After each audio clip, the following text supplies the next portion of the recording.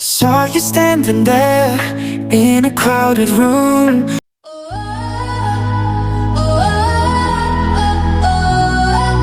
বাংলাদেশ জাতীয় চিড়িয়াখানা, যেখানে বাংলাদেশের সব বন্যপ্রাণী দেখা মিলে। আজকে আমরা আপনাদেরকে দেখাবো এখানে কি কি আছে, কিভাবে আসবেন, অন্যান্য কি কি সুযোগ সুবিধা পাবেন, সেসব বিষয়ে বিস্তারিত। সম্পূর্ণ ভ্রমণ জুড়ে আমি থাকছি আপনাদের সাথে ছোঁয়া। ওয়েলকাম টু মাই ছোঁয়াস ব্লগ।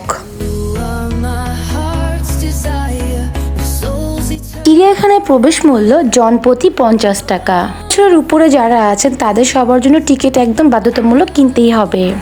সো আমি আর আম্মু গিয়েছিলাম, তাই দুটো টিকিট কিনেছিলাম, আমাদের পড়েছিল 100 টাকা। ভেতরের দিকে প্রবেশ করার পর ঠিক এমনই একটা সুন্দর ভিউ পাবেন আপনারা।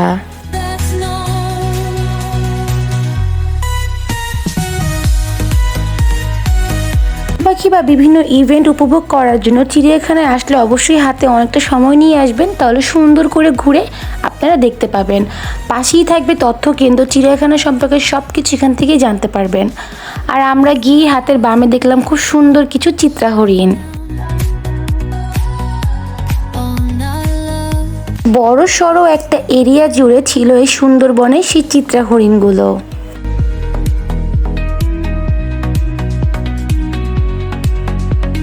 প্রজাতির মধ্যে সবচেয়ে সুন্দর হলো এই চিত্রা হরিণ।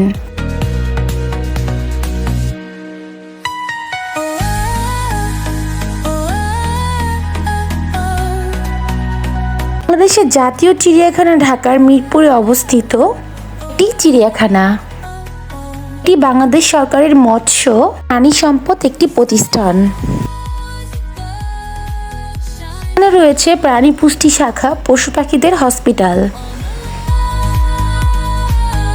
রাস্তা ধরে কিছুটা ভিতরে গেলেই এরকম একটা ম্যাপ দেখতে পাবেন। ম্যাপ থেকে ধারণা নিতে পারবেন চিড়িয়াখানার কোন দিকে কোন প্রাণীটি আছে, যাতে আপনাদের খুঁজে পেতে সুবিধা হয়।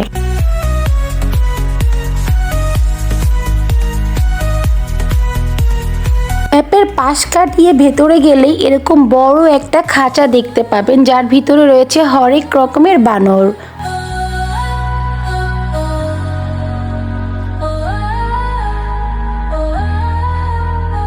একটি প্রাণীর খাঁচার সাথে এরকম কিছু বোর্ড টাঙানো থাকবে পশু পাখির নাম সহ সব কিছু, যাতে দর্শনার্থীদের বুঝতে সুবিধা হয়।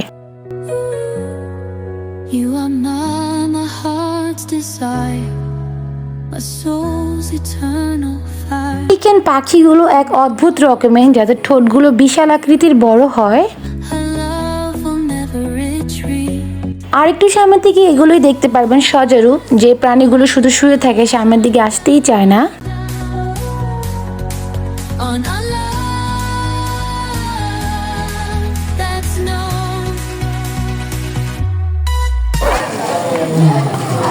বাঘের শব্দ এখান থেকে পাচ্ছি আমরা। বাঘ শব্দ করতেছে ঘম।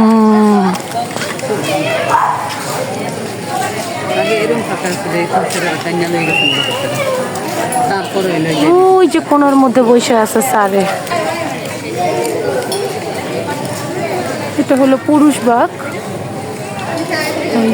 আমরা যাচ্ছি ভিতরে, পুরা খাঁচা ফাঁকা, শুধুমাত্র একটা বাঘই আছে। আগে এখানে একটা জালি দেওয়া, আর এখানে আরো একটা দেওয়া। এটা হলো পুরুষ বাঘ, যার নাম হলো বকুল। পুরুষ বাঘের খাঁচায় শুধু পুরুষ বাঘ একাই ছিল। পাশাপাশি ছিল স্ত্রী বাঘ, যার নাম হলো ছায়া আর হলো বর্ষা। দুটি বাঘ ছিল এখানে। ওই যে একজন শুয়ে আছে আর একজন বসে ছিল। এগুলোর জন্ম 2021 সালেই।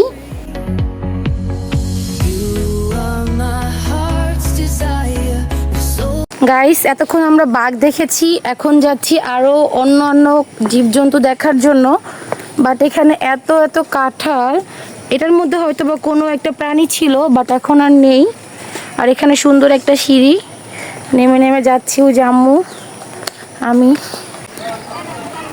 এখন যাচ্ছি আমরা আবার সেই মায়া হরিণ, জলহস্তী, কুমির, সাপ, বানর, পল্লী, এই পথে। এখন আমরা এই পথ দিয়ে যাব।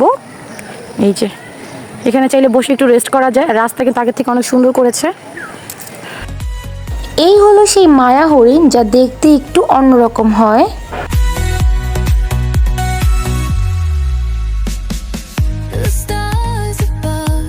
বেশ বড় সড়ো একটা এরিয়া জুড়ে জল এবং জলহস্তির অবস্থান।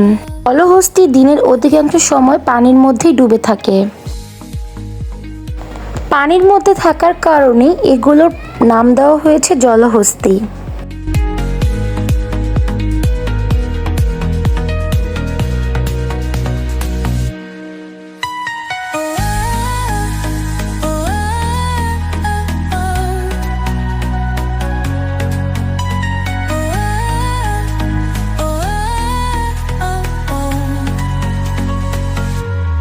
জলহস্তির পাশ কাটিয়েই ছিল লোনা পানির কুমির, যার দেখা আমরা খুঁজেই পাচ্ছিলাম না। এখানে মাত্র একটা কুমির ছিল যা পানির নিচে বিশ্রাম করতেছিল, তাই তাকে আর বিরক্ত করলাম না।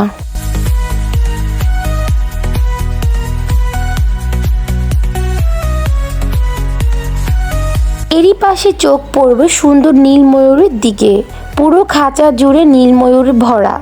এই বিশাল বড় খাঁচা, তার মধ্যে কয়েকটা নীল ময়ূরের বসবাস।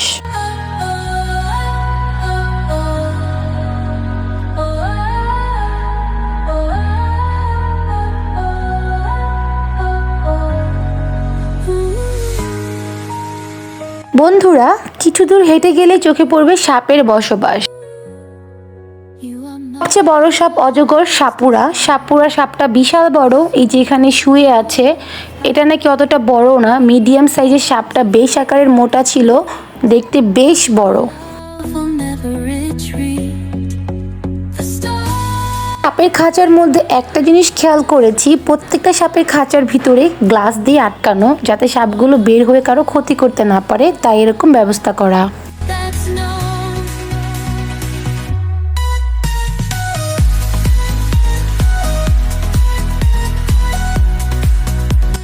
এর পাশেই চোখে পড়লো কিছু উপজাতির বানর, যে বানরগুলোর নাম বারবেট বানর। কি সুন্দর খেলা করছিল এখানে। এটি হলো স্রষ্টার এক মহান শিল্প। এটি হলো সরলতার পূর্ণ এক যৌগিক আশ্রয়, যা আপনার মন, প্রাণ, চোখ সবকিছুকে সুন্দর করে তুলবে। এত সুন্দর দৃশ্য দেখার পর চিড়িয়াখানায় আসা আমি মনে করি সার্থক। আমি আর আম্মু বেশ ক্লান্ত ছিলাম, তাই নদীর পাড়ে বসে আইসক্রিম খাচ্ছিলাম দুইজনে।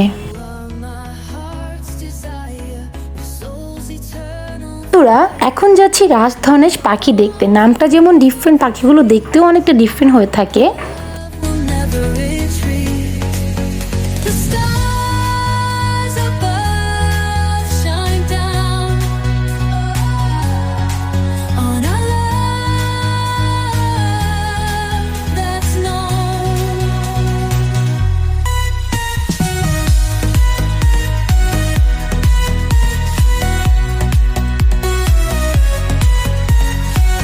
এর পাশেই দেখলাম আফ্রিকান সাদা সিংহ। পুরো খাঁচা জুড়ে মাত্র একটি সিংহ দেখতে পেয়েছি।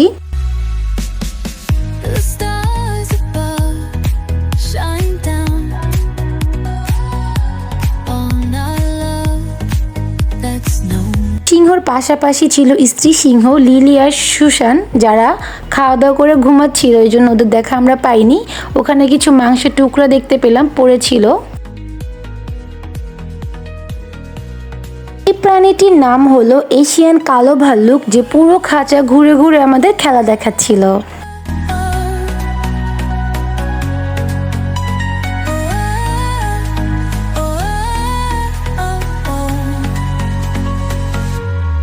ইমু পাখি, যা অনেকেই চিনে বা অনেকেই চিনে না। এই পাখির অবস্থান হচ্ছে অস্ট্রেলিয়াতে।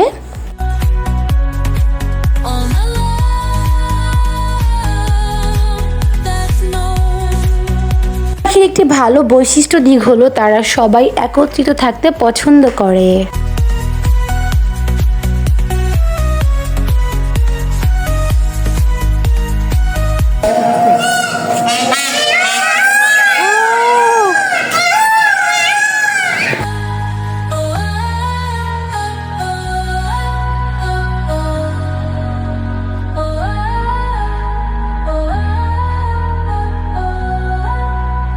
পৃথিবীর সবচেয়ে উঁচু প্রাণী হলো জিরাফ।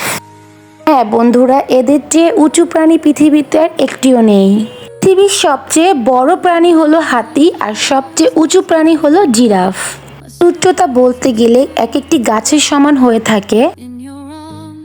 গুলোকে খুব কাছ থেকে দেখার জন্য, ছবি তোলার জন্য চিড়িয়াখানার কর্তৃপক্ষরা খুব সুন্দর করে একটি উঁচু মঞ্চ বানিয়ে দিয়েছে, যাতে সবার ছবি ও ভিডিও করতে সুবিধা হয়।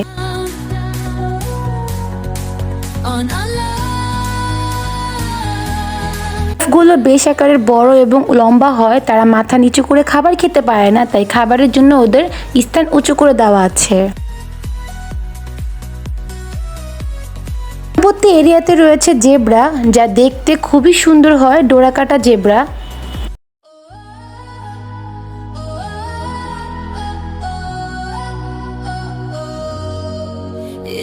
পরবর্তী এরিয়াতে রয়েছে গাধা নামক প্রাণীটি, যে দেখতে খুবই শান্ত স্বভাবের হয়।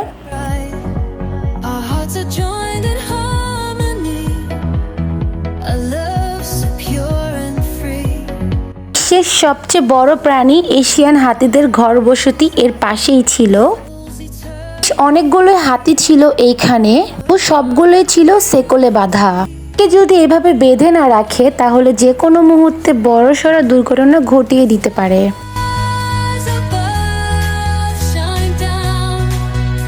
পাশেই ছিল প্রাণী জাদুঘর ও ফিশ অ্যাকোরিয়াম, যার টিকিটের মূল্য মাত্র 10 টাকা।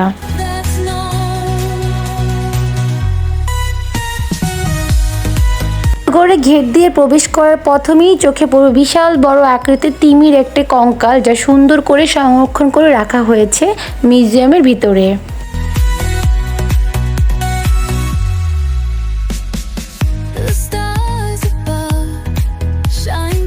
মিউজিয়ামের ভিতরে ঢোকার পরই চোখে পড়বে বিভিন্ন ধরনের পশু পাখি, অনেক কিছুর মমি, যেগুলো ফ্রোজেন করে রাখা হয়েছে, কুমির, বাঘ আর অনেক কিছু।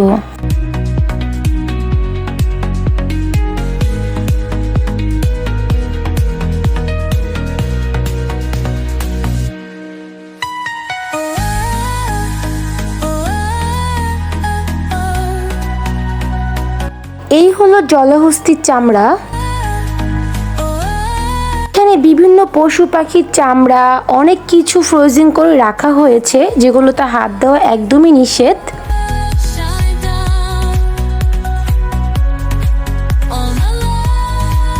পাশে ফ্রোজেন করা ছিল বিশাল বড় অজগর সাপের ডিম।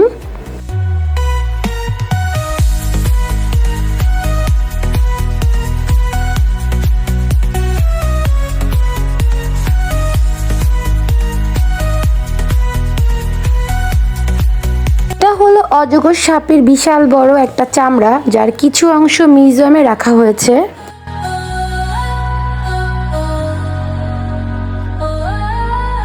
বিশাল বড় এক সামুদ্রিক কচ্ছপ, যেটা ফ্রোজেন করে মিউজিয়ামে রেখে দেওয়া হয়েছে।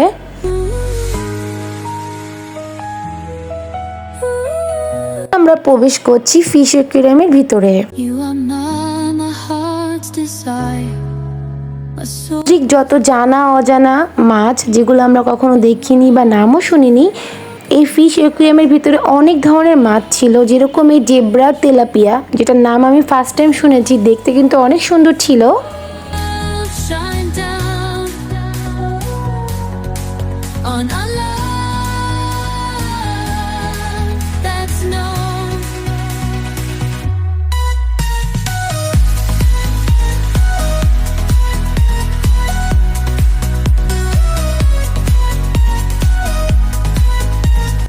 মিউজিয়াম থেকে বের হয়ে চোখে পড়েছে মরুভূমির জাহাজ খ্যাত বিশাল বড় উট।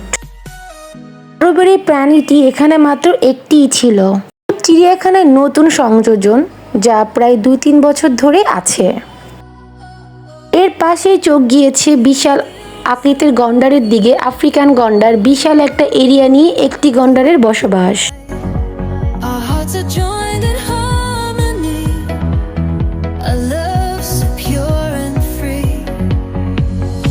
প্রাণীগুলোর নাম উদ্ভোদর। নামই কিরকম আনকমন। প্রাণীগুলো দেখতে একটু অন্যরকম ছিল, ছোটাছুটি খেলাধুলো নিয়ে খুবই ব্যস্ত তারা।